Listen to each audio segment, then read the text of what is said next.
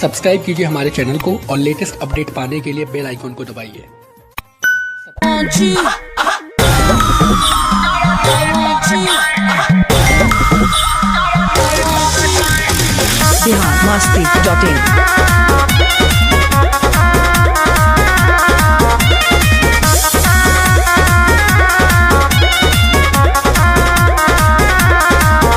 आसपास हो जो नजर में शादी हो खतनो करी के घर में बुझला पटुआ लागा ए आसपास हो जो नजर में शादी हो खतनो करी के घर में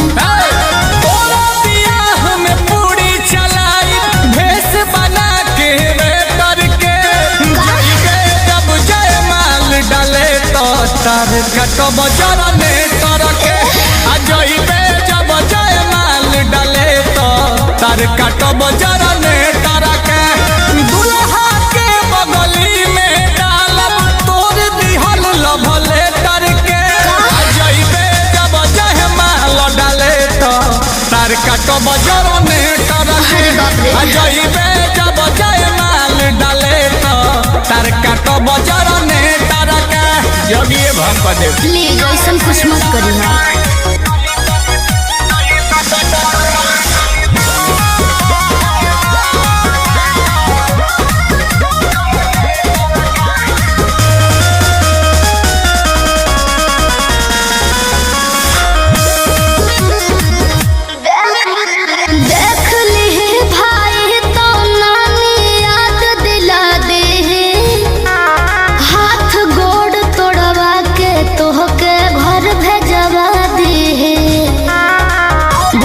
समस्या हो जाए हमारा सोझाऊ सरऊ तो मुहो ना खुली है। अच्छा लाज ना होई जब के तबे हमसे बोली है।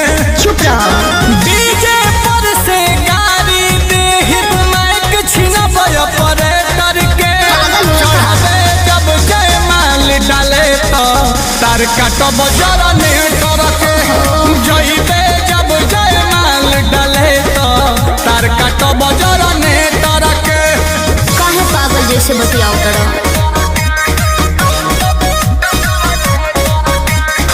biharmasti.in